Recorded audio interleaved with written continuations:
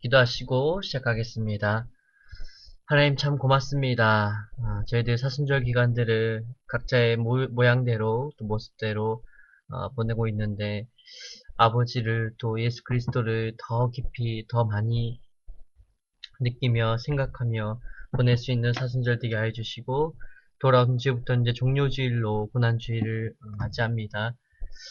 저희들 예수께서 고난받으신 그 모든 것이 우리를 향하신 하나님의 그 큰 뜻이었다는 사실을 늘 잊지 않고 묵상하며 그 은혜를 느낄 수 있도록 또 나눌 수 있도록 도와주시옵소서. 예수님의 이름으로 기도합니다. 아멘. 네, 안녕하세요. 돌아오는 주일은 이제 12과이고요. 부당한 재판입니다. 마가복음 15장 1에서 15절까지입니다.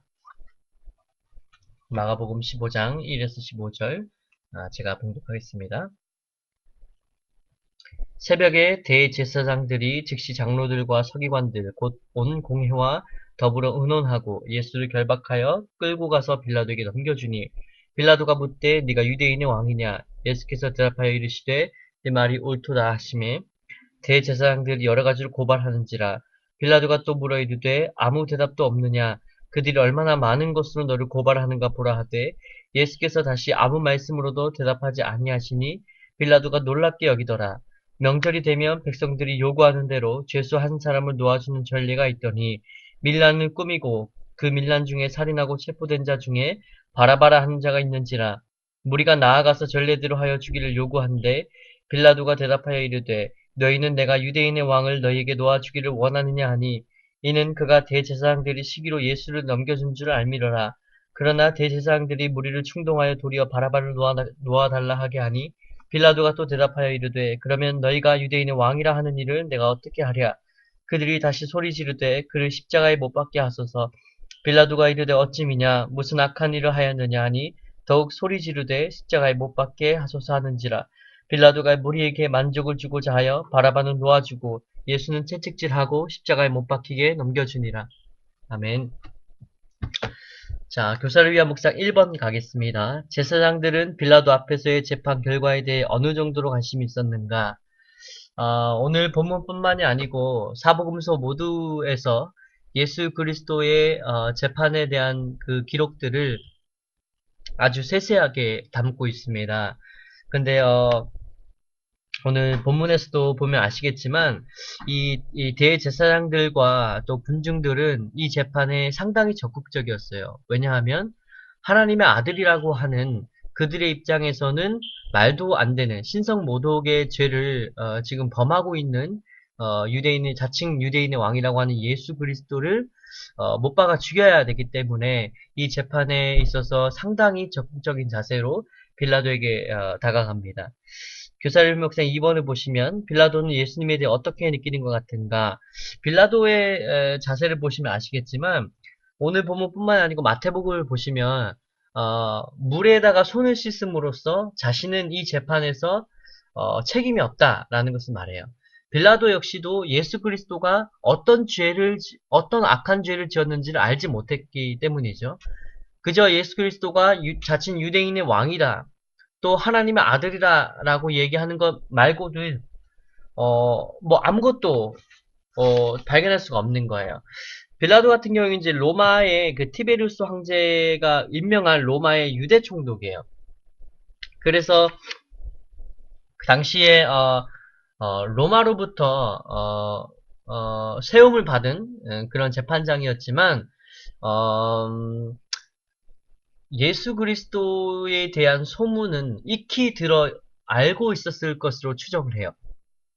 워낙 많은 군중들과 무리들이 예수 그리스도를 따랐기 때문에 그 사실을 알았었고, 빌라도 역시도 예수 그리스도가 비범한 어떤 존재라는 것을 알고 있었을 거예요. 예. 그런데 이유가 어떻게 됐든지 간에 빌라도는 예수 그리스도로부터 어떠한 죄도 찾지 못했고, 그래서 어, 어느 정도까지 예수 그리스도를 재판을 해야 하는지에 대한 어떤 선도 없었던 거예요. 그래서 매년 명절이 되면 그 전례가 있었죠. 그 백성들이 요구하는 대로 한 사람을 사면을 해주는 거죠. 이 사면에서 바라바라 하는 이 악질 중에 악질인 사람을 데리고 옵니다. 이 바라바는 7절에 보면 알겠지만 밀란을 꾸몄어요. 우리나라 같은 경우에도 국가 그 전복을, 그러니까 우리는 아직 분단 국가이고, 그래서 이제 북한과의 대립 가운데에서 우리나라를 이렇게 내란을 일으켜서 국가 전복을 시키려고 하는 것에 대해서는 바로 최고 수인 사형을 내리는 그런 형벌이 있듯이, 지금 밀란을 꾸미고 거기에 모자라서 살인과 각종 악한 일들을 다 범한, 그래서 체포가 된 이 바라바라고 하는 이 정말 죄인과 악인과 자칭 하나님의 아들이요 유대인의 왕이라고 하는 예수 중에 누구를 놓아주겠느냐라고 했을 때 무리들은 바로 바라바를 놓아달라고 합니다. 그 전에 10절에 보면 빌라도는 알고 있었어요. 대제사장들과 무리들이 시기로 예수를 넘겨줬다는 것을 알고 있었던 거예요. 그들이 보세요. 상당히 많은 유대인들이 세례 요한으로부터 세례를 받고 어, 이미 세례 요한을 많이 따르던 무리들이 있었어요. 그런데 세례 요한이 뒤에 오시는 예수 그리스도를 준비하고, 그래서 예수 그리스도가 각종 하나님의 나라와 또 아픈 자, 병든 자, 힘든 자, 소외된 자들을 찾아가면서 기적을 베푸시고 하면서 예수를 따라다니는 어마어마한 그 무리들이 이 대제사장들과 또는 바리새인들 서기관들 입장에서는 너무도 시기스러운 거예요. 자신들이, 왜냐하면 유대인들은 랍비가 정말 존엄하고 존귀스럽고 존경스러운 직업이거든요. 그런데 자신들이 받아야 되는 그 존경들과 존엄함과 그 모든 것들을 예수 그리스도라고 하는 사람에게 자꾸만 빼앗기는 거죠. 그러니까 이들은 계속해서 시기할 수밖에 없고, 어, 마음 한켠에는 정말 저자가 메시아인가라는 어떤 생각도 있겠지만, 그것보다도 그냥 없애버려야겠다라는 이 시기심이 강했던 거예요. 그래서 정말 말도 안 되는 이런 행동들을 하게 됐죠. 3번에 보니까 빌라도는 자신과 백성들이 어떤 잘못을 저질렀는가. 빌라도는 자신의 기준에서 또 자신의 양심에서 자신의 어떤 재판 과정에서 재판에 대한 기준도 없었고, 또 신문 과정에서 죄도 찾지 못했고, 그렇다면 빌라도는 자신의 판관이라고 하는 자신의 직업에 맞게 죄가 없고 또 재판 기준이 없다면 이것은 무고 혹은 무죄를 선포를 했어야 됐어요. 그런데 빌라도는 지금 우리 그 13절, 14절, 15절에 보니까 만족을 주고자, 무리들의 만족을 주고자 무리들의 요구를 들어준 거예요. 그러니까 우리 좀 아픈 얘기긴 하지만 그 전 대통령을 우리가 신문을 하고 했을 때, 물론 모두가 국민 대부분들이 바랬던 바이지만 아마 개 중에는 또 국민들의 요구에 따라서 사법이라고 하는 그 정말 그 치우치지 않아야 되는 그 법들이 국민적 요구에 의해서 그 재판이 영향이 좀 미칠 수밖에 없는 거거든요. 그럼에도 불구하고 그 가치를 지키기 위해서 법관들이 있는 것인데, 빌라도는 그러면서 상당히 실패한 법관이었어요. 그래서 빌라도는 백성들에게도 그 어떤 원칙을 깨어버린 거죠. 그렇게 악질인 그 바라바를 죄도 찾지 못한 무고 혐의 혹은 무죄의 예수 그리스도를 대신해서 풀어줘 버림으로써 백성들에게도 상당히 안 좋은 선례를 남겼고, 자신에게도 법관으로서 지켜야 할 것을 지키지 못한 그런 아쉬운 부분을 남겼죠. 마지막 부분을 본 예수님께서 재판 결과 어떤 반응을 보이셨는가?